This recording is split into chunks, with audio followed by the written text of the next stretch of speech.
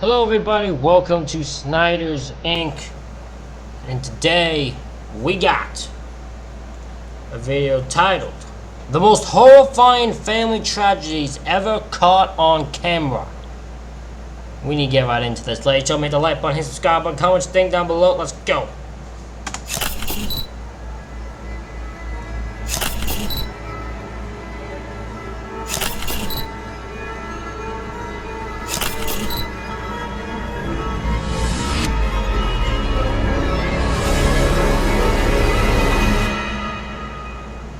Constance Martin and Mark Gordon, Bolton, England. Okay. When Constance Martin, born into an aristocratic home, began a relationship with an ex-convict, Mark Gordon, in 2016, her family distanced themselves from her.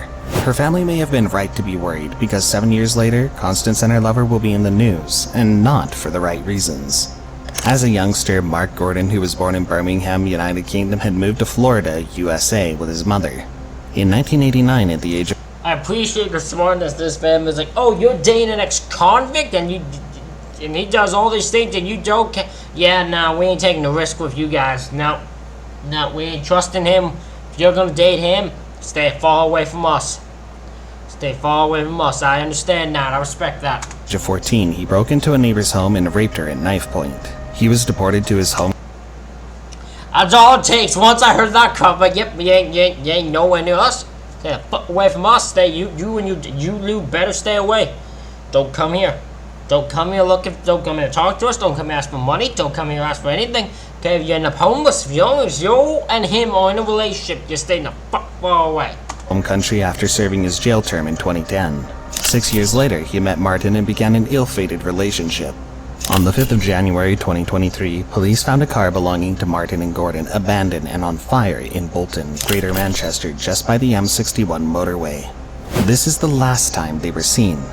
Authorities declared the couple wanted, fearing their living condition is not healthy for a child and following reports that the couple have concealed the birth of their child. Therefore, the child hasn't had any medical attention since her birth in January.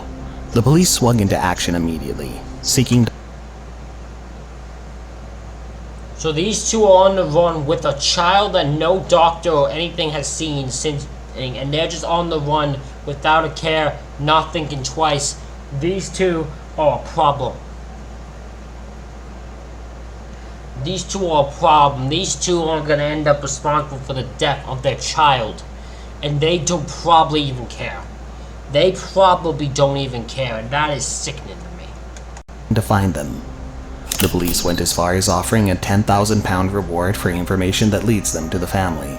Martin and Gordon were finally arrested at Brighton on the 27th of February, but their baby was nowhere to be found. We begin this hour with the couple who disappeared with their newborn baby a month ago being arrested overnight in Brighton, but their child is nowhere to be found. Constance Martin and Mark Gordon.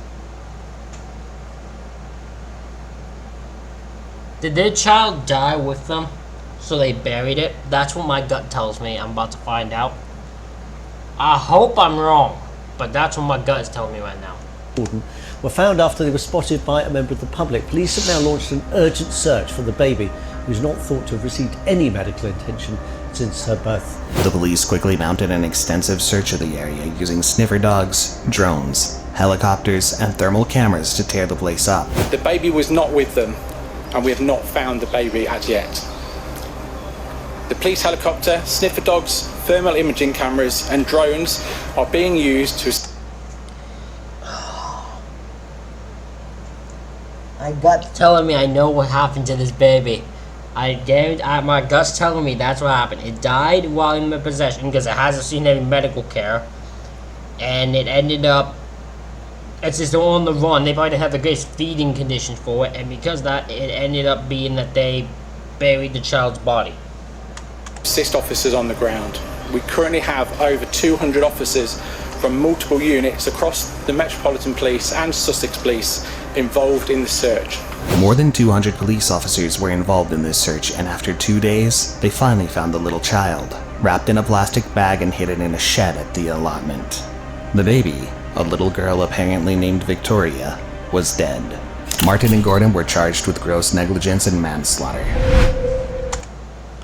So I don't know what, so I don't know if I was right there at all. I don't know if it died under their possession like unplanned died, and then they just did it because they couldn't obviously go to police saying a child died, or if the child just died because it was put in the goddamn shed.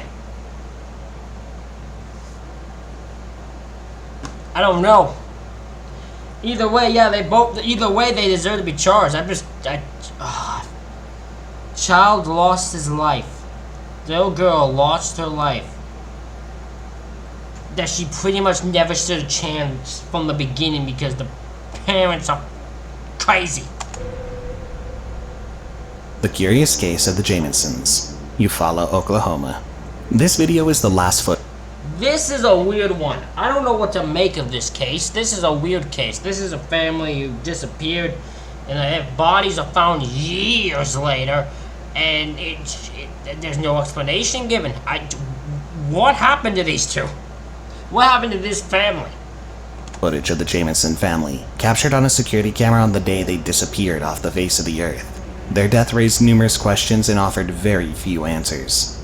Bobby Jamieson, his wife Sherilyn, and his daughter Madison all disappeared just after the 8th of October 2009. At first everyone believed they'd simply chosen to disappear.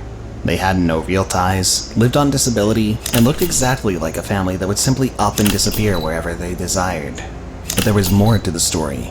The police commenced a search for the Jamiesons a few days after their disappearance, but were only able to locate the family's pickup truck, abandoned at Latimer County, just about an hour from Eufaula. The content of the truck raised further questions and provided no answers. The Jamiesons were nowhere to be found, but in the trunk were their ID cards, mobile phones, wallets, a GPS, and most disturbing of all, $32,000 in cash. The family dog was sitting in the back seat looking very malnourished but alive. All of these pointed to a family that stepped away from their car for a moment, hoping to return very shortly, but they haven't returned for days. The other big question points to the huge cash in the car. Both husband and wife weren't working, they were living on disability, so where did the money come from? In November 2013, just over 4 years after their disappearance, two hunters stumbled upon the remains of 2 adults and a child in the forest around Latimer County, very close to the spot where the truck had been found. By July 2014, the Oklahoma Medical Examiner's Office confirmed that the heavily decomposed remains belonged to the missing Jamiesons, but no one could tell what really happened to them, especially because of the heavily decomposed state of the corpses. One of the leading theories suggests that the Jamiesons might have been involved in a drug deal gone wrong. The huge sum of money in their truck pointed towards a deal of that sort, but nobody's been able to piece the clues together for a clearer picture of this tragic business. The McStay family, Fallbrook, California. The McStay family was just like every other family in Fallbrook. I don't know if I know this one. I know the Jameson one. I know one of the reports is that there was a possible drug deal. But as most people do when they deny that, why would you take your daughter on a drug deal? I guess maybe to make sure nothing goes wrong, thinking they wouldn't harm a child. But then if that's the case, you underestimate drug dealers. I'm going to be straight honest. You underestimate drug dealers. Drug dealers will 100% take your damn life without care who you are. They could do anything to get their money or their kick. But clearly they didn't want money because they would have just taken them. It's possible that the other one was, I think, a cult killed them, which I guess is a possibility for the Jamieson family. I don't know. There's one that has a lot of mysteries to it that always will curious me, and I don't think we'll never get an answer to this, the Jamieson case, or probably any of these, really. California. As a matter of fact, they might have been better off than most. Joseph McStay worked and owned a successful company that designed decorative fountains, while his wife, Summer McStay, was a licensed real estate agent. They had 2 sons, 4-year-old Gianni and 3-year-old Joseph Jr.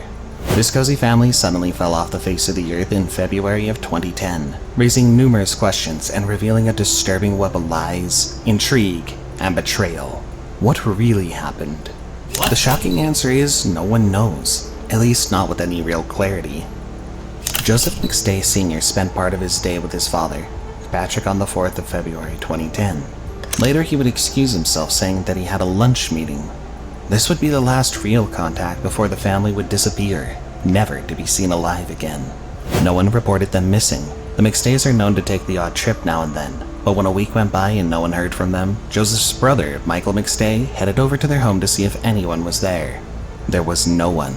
He found stale food, his brother's prescription glasses, all of which pointed to a hasty exit, but there was no sign that something had gone wrong. Inside, investigators find a... Interesting. So the family just pretty much literally upped and left. Glasses, food, stuff, families just left there like a hasty exit, but it's not like they, they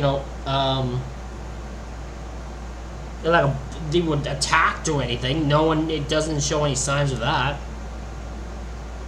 Puzzling scene. Bowls of popcorn in front of the television. Eggs on the counter along with a banana. Outside, another surprise. The McStay's dogs tied up in the yard. Did the family leave on their own in a hurry thinking they'd be back? Or was it something more sinister? Did someone they know and perhaps trust force them to leave? They filed a missing persons report and the police swung into action. The first sight of the McStays was at the Mexican border. The family's trooper had been towed from a spot near the border on the 8th of February. Soon, surveillance video of a family marching across the border to Mexico surfaced. This family matched the description of the McStays to a T, and the police began to cool their hunt. On the computer left behind by the McStays, the police found research that cooled their search further. What documents do children need for traveling to Mexico? They also found research on Spanish language lessons. This appeared to settle the question for some. Why did they go to Mexico? I guess, yeah, my guess is the Mexican police aren't going to look into it, right? Like the Mexican thing ain't gonna, because they're not committing a crime. It's not like they committed a crime, they just up and left. That's their choice. If they want to come here, they want to go to Mexico, who's stopping them, right? Mexican people aren't going to, the Mexico police or government or anything ain't going to stop them. But Summer McStay's sister didn't believe it. She maintained that Summer's passport had recently expired and hadn't yet been renewed. This is important because while the family could get into Mexico without passports, Summer will need a passport to return to the US. That's certainly part of this huge puzzle. What happened here? Was that part staged? Did they actually cross into Mexico? We still think that there's a strong possibility that they did. When did they come back? Were they under duress? I mean, these are all questions that we want to find out. Besides the passport, it was quite telling that the McStays had $100,000 in their bank accounts at the time of their departure and afterwards, untouched. Investigations assumed the family left the United States voluntarily since there was no evidence to the contrary. A neighbor's security camera had captured the McStay trooper leaving the McStay home on the morning of the 4th of February. All trails died down until almost 4 years later. On November 11th, 2013, a dirt biker stumbled on 4 remains buried in a shallow grave in a desert around Victorville, California. The sheriff's department is stumped. Who is this family, and why would anyone murder them, including their 2 small children? And why bury them here in the middle of the California desert? An investigator with the coroner's office reaches out to the Justice Department, asking them to check their records for any missing family of 4. It isn't long before the Justice Department tells investigators here to look at the McStay family case. When Patrick McStay heard the news, he feared the worst. 2 of the bodies were quickly identified as Joseph and his wife, Summer. Further examination carried out by the San Bernardino County authorities led them to rule the deaths as homicide caused by blunt force trauma. Oh, okay. I think I remember this. One of the theories here is the father's business partner.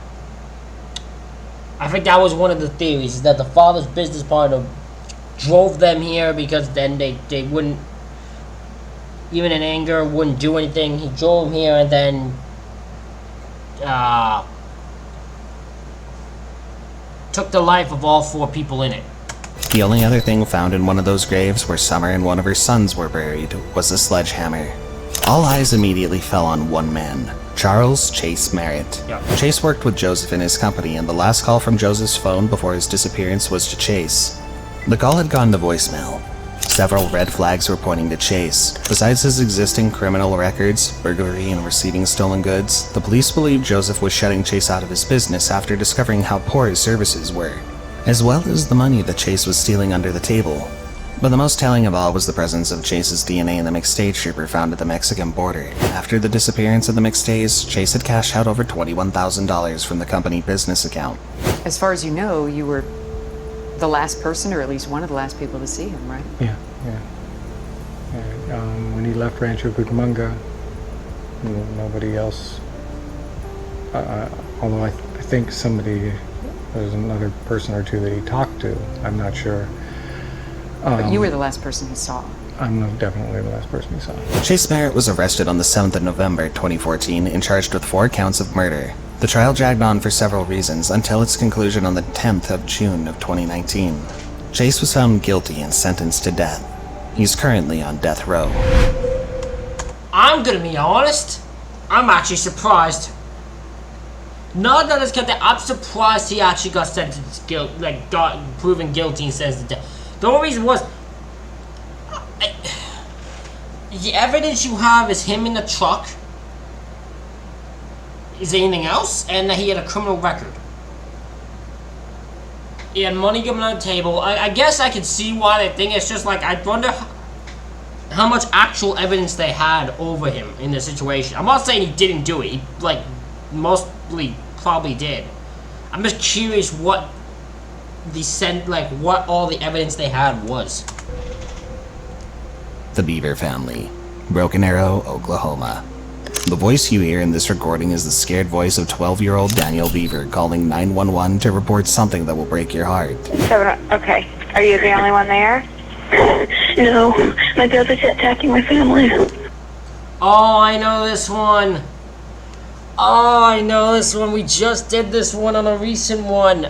I'll read the video. I don't remember what the video was, but one of the recent ones we've done had this case on it, where the two brothers took the life of every person in their family. These sick bastards took the life of every single, all but one, which was the toddler. But they didn't take her out, not take her life out of sympathy. The brother planned to decapitate her. Remember this one clear as day. This sticks in my head. Your dad is attacking your family? No, my brother. He has an idea stealing me. Oh, please, millions of people now. Okay, who's attacking your family? What? Who's attacking your family? Yes. Who is it? Do they It was the 22nd of July, 2015 at 11:30 p.m. Most families should be retiring to bed, but the Beaver family were witnessing the most gruesome thing ever. Robert Beaver and his brother, Michael Beaver, had endured abuse from their parents, David Beaver and Abe.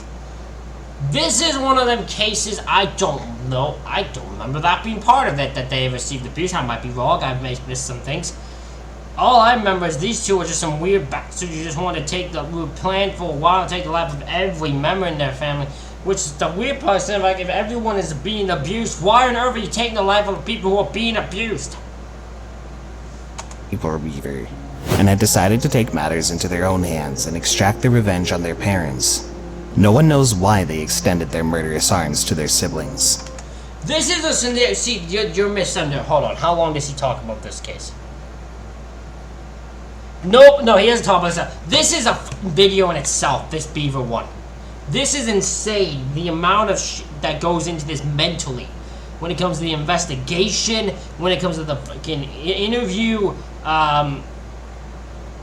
this is one of the sickest, most twisted, insane cases I have ever heard. The fact these two are so messed up to a whole different level. He's not even going to talk enough about this. David was both physically and verbally abusive, and this will form the motive for the gruesome murders at 709 Magnolia Court, where the Beavers lived. By the time police responded to the 911 call, 5 members of the family were dead. David and his wife April, as well as their children Danielle, who made the call, Christopher, aged 6, and Victoria, aged 5. Hold on. Go back. Who made the call, Christopher. I have a nephew who somewhat looks like this. That's actually just creepy. Age 6, and Victoria, aged 5. Crystal Beaver, aged 13, was seriously injured, but she survived alongside her 2-year-old sister, Autumn. When they arrived, you ain't gonna tell the reason why the sister survived, the 2-year-old survived, right? Because it's twisted AF. they observed blood on the front of the house and heard some faint noises from inside the house. It's going to take some time. It certainly weighs heavily on our hearts, not only for the victims, but also those officers who have to go through that. The Beaver Boys didn't plan to end their massacre in their home. They'd planned to leave a trail of bodies and blood that will surpass the toll of the Columbine High School massacre of 1999, the deadliest mass shooting in Colorado. Yep. Danielle's 911 call didn't just save her sisters, but also innocents who would have been defenseless against the carnage of the Beaver brothers. Both Robert and Michael took off through the back door the moment the cops arrived on the scene, but were apprehended quickly without further casualties. They were both charged with 5 counts of murder. The attorneys for the eldest Bever brother are getting ready to defend the 19-year-old. In motions filed late last week, Robert Bever's defense team aimed to limit emotion and remembrance of the victims in the courtroom. Robert and his 17-year-old brother Michael are charged with 5 counts of first-degree murder. The boys allegedly stabbed their parents and 3 siblings to... I hate that word. Oh, I hate that word. Too many obvious evidence. It's always so painful, and then they have to do allegedly. I hate the word allegedly. Fuck the word allegedly. They did it, just say they did it. I couldn't be a news reporter, because I would be told to say allegedly, and I couldn't. I'd skip the word, and I'd just keep going. And they're like, no, you have to stop. You're supposed to say allegedly. I'm not saying allegedly. Look at all the evidence they have. It's not alleged. death last summer. They are both due in court next month. It's not alleged.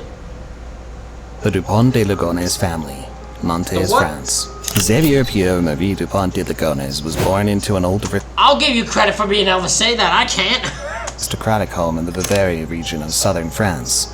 His ancestors were well-established names, one of them who became the Bishop of Rodez. Xavier wasn't as accomplished as his illustrious family, but he was an engineer, married to his beautiful wife Agnes, and together they had a little family with 4 kids.